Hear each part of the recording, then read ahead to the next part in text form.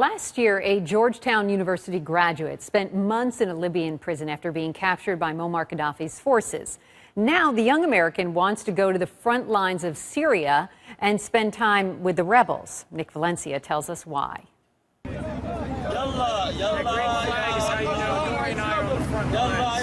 Early last year, Matthew VanDyke left his home in the United States for Libya to film and to fight. He wanted to help rebel forces overthrow longtime dictator Muammar Gaddafi. Years before, he'd made friends with many locals during a motorcycle trip across the region. I decided that I couldn't just sit at home and watch this happen to people I cared about.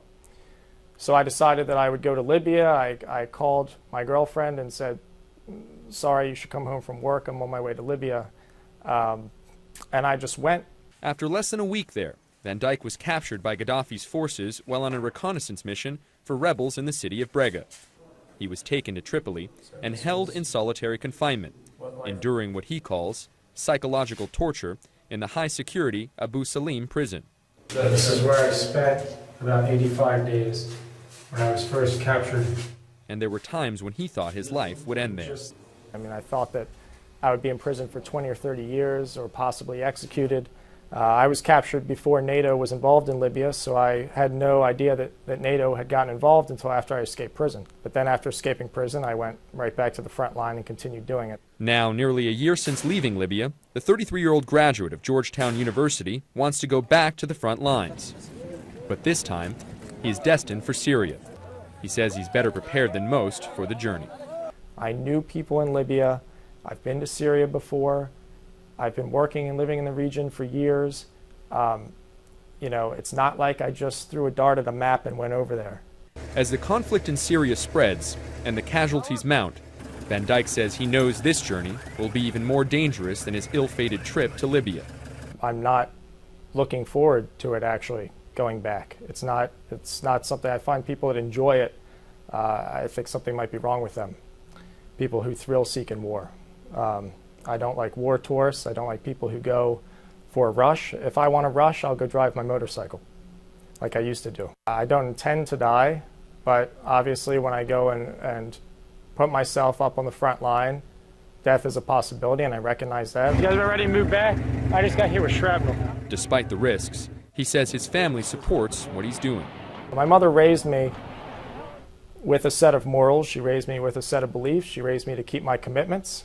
She understood when I did not come home after escaping prison in Libya and that I stayed to fight.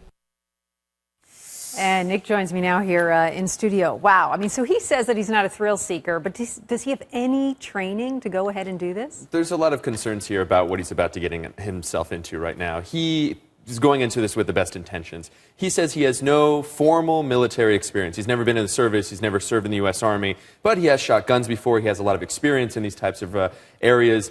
We mentioned in the piece there, he did this motorcycle trip across the country and made a lot of friends, so he feels comfortable in this area. I asked him, do you still have support of your friends and family? Randy, in fact, it was his mother that drove him to the airport, if you can believe that. He decided just days before going to Libya that he was going to go. I asked him, are your friends and family, are they concerned about you? Do they still support you? He says, my friends in America, they do. They may think I've got to screw loose a little bit, but most of my friends are in the region. Most of my friends now are in the Middle East region. He spent a lot of time there. And he says he's going to put this in a documentary and provide that online free of charge? Right, and one thing that he wanted us to make abundantly clear is that he does not consider himself a journalist. There was some discrepancy when he was held in solitary confinement there in Abu Salim prison. You saw that video. We got that video actually because he went back to film where he was at. This whole time he was documenting his journey, Randy, while he was in Libya. He plans on doing the same thing, and he's funding this so unconventionally.